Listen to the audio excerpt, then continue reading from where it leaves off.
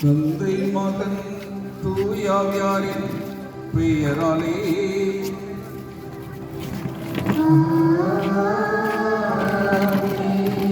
நம் ஆண்டவராகிய இயேசு கிறிஸ்துவின் அருளும் கடவுளின் அன்பும் தூய ஆவியார் நட்புறவும் உங்கள் அனைவரோடும் இருப்பதாக.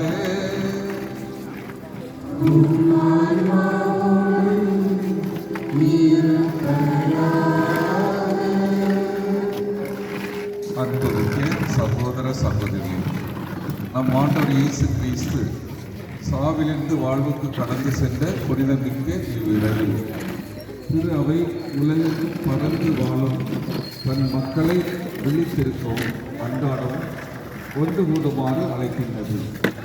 இவ்வாறு இறை வார்த்தையை கேட்டும் அவருடைய மறை நிகழ்வுகளை கொண்டாடியும் அவருடைய பாசாவை நாம் நினைவுகூர்ந்தால் சாவின் மீது அவர் கொண்ட வெற்றியில் நாமும் பங்கு பெறுவோம்.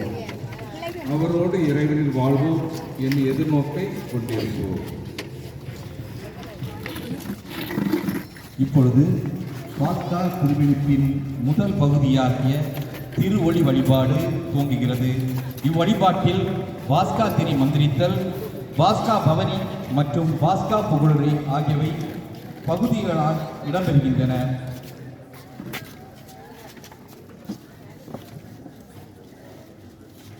உயிர்த்து ஒளிவிடும் இயேசுவின் அடையாளமான பாஸ்கா மெழுகுத்திரியில் சில அடையாளங்கள் பொருத்தப்படுகின்றன.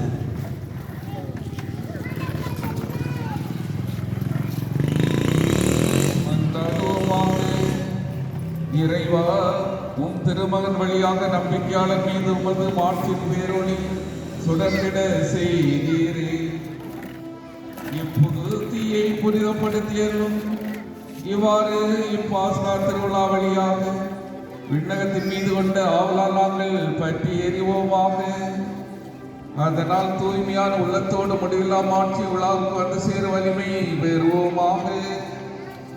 எங்கள் ஆண்டவராய கிறிஸ்து வழியாக உம்மை மன்றாடுகிறோம்.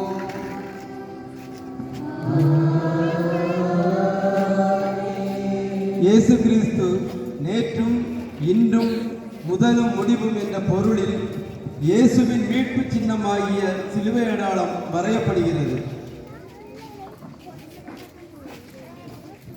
தொடர்ந்து நம் தாய்மொழியின் முதல் எழுத்தான ஆ, இறுதி எழுத்தான நா ஆகியவை எழுதப்படுகின்றன.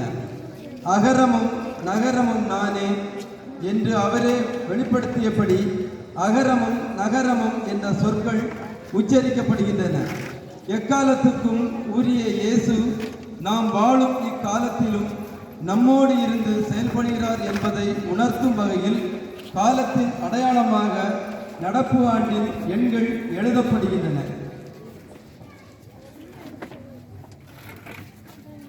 கிறிஸ்து நேற்றும் இன்றும் முதலும் முடிவும் அகரமும் நகரமும். நேரங்கள் அவருடையன, காலங்களும் அவருடையன. மாட்சி ஆட்சி அவருக்கே,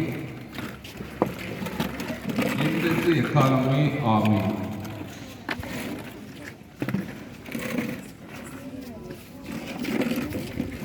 நம்முடைய தூய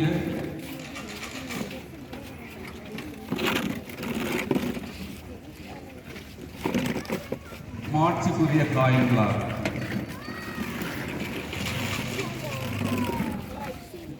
வாங்கிச்சு இப்பதான் வாங்கினேன். ஆண்டவராய கிறிஸ்து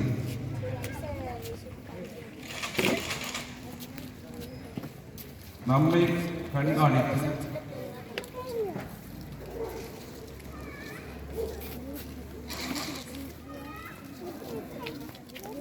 பேணி காப்பாராக.